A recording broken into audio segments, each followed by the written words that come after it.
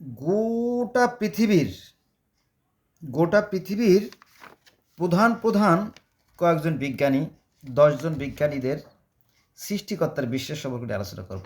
ভালো লাগবে, আমার সাথে থাকবেন। চলুন শুরু করি। 1 নম্বরে বিজ্ঞানী আলবার্ট আইনস্টাইন সৃষ্টিকর্তার সময় কি বলেন? চলেন শুরু করি।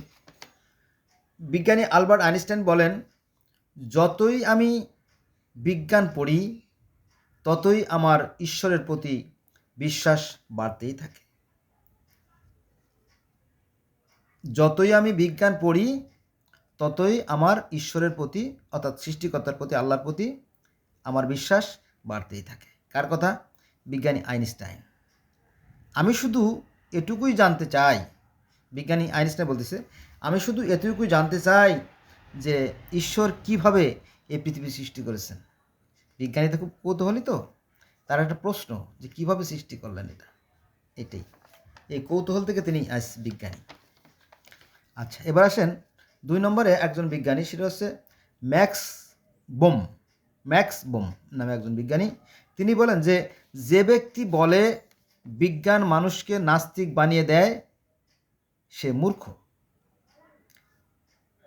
ম্যাক্স বোম বলেন, যে ব্যক্তি বিজ্ঞান মানুষকে নাস্তিক বানিয়ে দেয় বলে সে মূর্খ। অর্থাৎ আমাদের আলেম যারা ওয়াজ করে বলে, তারা বলে যে কি, যারা বিজ্ঞানী তারা সৃষ্টিকর্তা বিশ্বাস করে, তার মানে তোর মূর্খ হয়ে গেল, তাই না? কিন্তু তারা জানে না, এই যে আলেম যারা ওয়াজ করে এরা এই খবরই রাখে না, নিজের ব্যবসাটা ভালো করার লাগে তারা মিথ্যে কথা বলে, কিন্তু বিজ্ঞানীরা সৃষ্টিকর্তায় বিশ্বাস করে। বোঝা গেল? আচ্ছা, 3 নম্বরে আসেন। এনার নাম হচ্ছে লর্ড ডাইলিয়াম কেলভিন।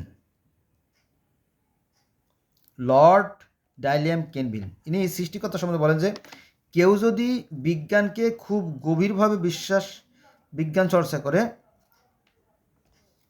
যদি কেউ বিজ্ঞানকে খুব গভীরভাবে বিজ্ঞান চর্চা করে, এটি আপনাকে ঈশ্বর বিশ্বাস করতে বাধ্য করবে। যে যতই বিজ্ঞান চর্চা করবে সে ততই বেশি সৃষ্টিকর্তার সান্নিধ্য লাভ করবে। কার কথা? লর্ড উইলিয়াম কেলভিনের কথা। তাহলে আপনি কোথায় পাইলেন যে বিজ্ঞানীরা সৃষ্টিকর্তা বিশ্বাস করে না? এরকম তো শত শত হাজার বিজ্ঞানীদের কথা বলা যেতে পারে, কিন্তু সেখানে গেলে তো আসলে একটা ভিডিওতে সম্ভব না, তাই আর কি। আচ্ছা, এবার আসেন 4 নম্বরে স্যার আইজ্যাক নিউটন, যারা বিশ্ব জুড়ে যার নাম। সেই আইজ্যাক নিউটনের সৃষ্টি সম্পর্কে কি বিশ্বাস? তিনি বলেন, একটা আঙ্গুল, দেখেন, একটা আঙ্গুল এই প্রমাণ ঈশ্বরের অনেক বড় প্রমাণ। একটা আঙ্গুল আপনি আবিষ্কার করেন, পৃথিবীর কোনো বুজুর্গ পারে কিনা একটা আঙ্গুল তৈরি করতে? সম্ভব না। রোবট বানাবে, কদিন পরে আগুনে এসে আপনার জং ধরে নষ্ট হয়ে যাবে, তাই না? কিন্তু দেখেন, একটা আঙ্গুল শত বছর, তাই না? 120 বছর, 30 বছর, 50 বছর, 60 বছর, তাই না? একটা, তাই না?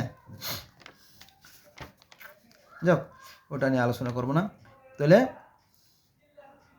তিনি ক্ষুদ্র একটা উদাহরণ দিয়েছেন।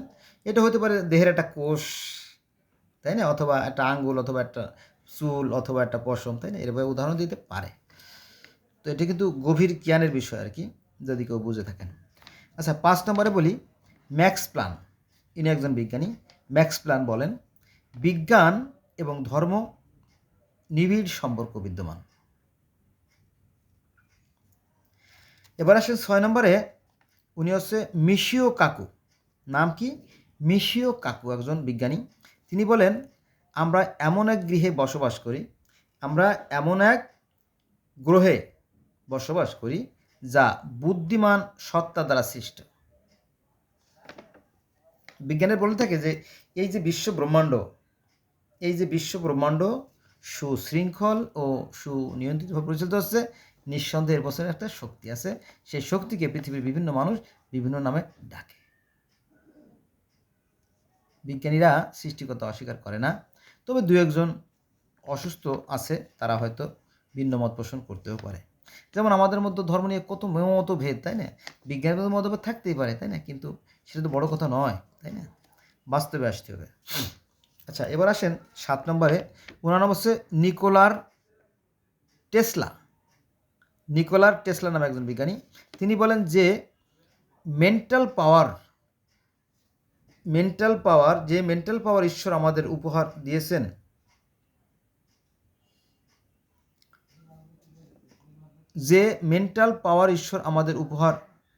হিসেবে দিয়েছেন, এই যে জ্ঞান। মানুষ শ্রেষ্ঠ হলে কি করে? শুধুমাত্র জ্ঞানের কারণে। দেখেন, মানুষ তার জ্ঞান দ্বারা অতিকায় হাতিকে কাবু করে ফেলে, অতিকায় তিমি মাছকে হারফুন দিয়ে মেরে ফেলে, তাই না? অতিকায় অজগরকে কীভাবে মানুষই করে, তাই না? আয়ত্তে নিয়ে আসে। বিষধর সাপকে কীভাবে আয়ত্তে নিয়ে আসে, তাই না? কীভাবে? এই মেধা, জ্ঞান দিয়ে। সেই কথা এখানে বলে আসছে। আপনি দেখেন না, চিড়িয়াখানায় গেলে সমস্ত হিংস্র জানোয়ারকে কীভাবে কন্ট্রোল করে রেখে দিয়েছে, তাই না? মানুষকে দেখানোর জন্য। এটা জ্ঞান দ্বারা। দেখেন না, বাঘগুলোরে কীভাবে খাঁচা থেকে ট্রান্সফার করে, তারপরে খাবার দিয়ে আবার ফিরে চলে আসে, কিন্তু বাঘে ছুঁতে পারে না, তাই না? এই বিষয়গুলো কিন্তু জ্ঞান দ্বারা সম্ভব। দেখেন না, টনকে টন বিমান লোহালক্ষ্য নিয়ে উড়ে যাচ্ছে, তাই না? টনকে টন জাহাজ লোহা নিয়ে সাগরে ডুবে যাচ্ছে, সাবমেরিনগুলো আবার ভেসে উঠতেছে, তাই না? এগুলো সব জ্ঞান দ্বারা সম্ভব, যারা সাধারণ মানুষ বুঝতেও পারে না। আচ্ছা, মূল কথা আসি। 8 নম্বরে লুই পাস্তর নাম তো আপনারা শুনছে, তাই না? লুই পাস্তর বলেন যে বিজ্ঞানের স্বল্প জ্ঞান দূরে ঠেলে দিলেও গভীর জ্ঞানগুলো ঈশ্বরের কাছে নিয়ে যায়। মানে এখানে ওই কথাটা চলে আসছে যে a little learning is dangerous thing. মানে ক্ষুদ্র জ্ঞানের অহংকারের কারণে মানুষ অনেক সময় ভুলভাল বলে, কিন্তু এখানে বলা হয়েছে যে গভীর জ্ঞান অর্থাৎ বিজ্ঞানের প্রতি গভীর জ্ঞান ঈশ্বরের কাছাকাছি নিয়ে যায়। কে বলছে এটা? লুই পাস্তর। আচ্ছা, এবার আসে 9 নম্বরে। এই ভদ্রলোকের বাড়ি হচ্ছে আমাদের ভারতে। রামারিজম। উনি বলেন যে ঈশ্বরে যার বিশ্বাস নাই তার মূল্য নাই। কার কথা? রামারিজমের কথা। এবার 10 নম্বরে বলি যে ফেমাস সার্ভার রিসার্চ বি ভ্যালিন বলেছেন, এটা লম্বার নাম, ফেমাস সার্ভার রিসার্চ বি ভ্যান্ডেল বলেন, আমি বিশ্বাস করি না যে সায়েন্স ঈশ্বরের অস্তিত্ব মিথ্যা প্রমাণ করতে পারে। তিনি বলেন যে বিজ্ঞানীদের এমন কোনো সাধ্য নাই, এমন কোনো ক্ষমতা নাই, এমন কোনো যোগ্যতা নাই যে সৃষ্টিকর্তাকে অস্বীকার করে। সুন্দর কথা, তাই না? এই বিষয়গুলো আমাদের আলেমরা বলতে চায় না, তারা মিথ্যাচার করে। একটা মজার বিষয় বলি, যারা আমার ভিডিও দেখছেন, পদ্মপুরাণে উল্লেখ আছে যে রামগিরি পর্বতে দণ্ড কারণে গোদাবরী নদীর ধারে জ্ঞান দান করে জ্যোতিরূপ ঈশ্বর। এরকম একটা কাহিনী আছে। তাহলে এখানে আমরা পাইলাম গোদাবরী নদীতে ঈশ্বর জ্যোতিরূপ। তারপরে পার্সি ধর্মে যে জরস্টার, তিনি নদীর মোহনায় ঈশ্বরের সাথে সাক্ষাৎ পেয়েছিলেন, জ্যোতিরূপ।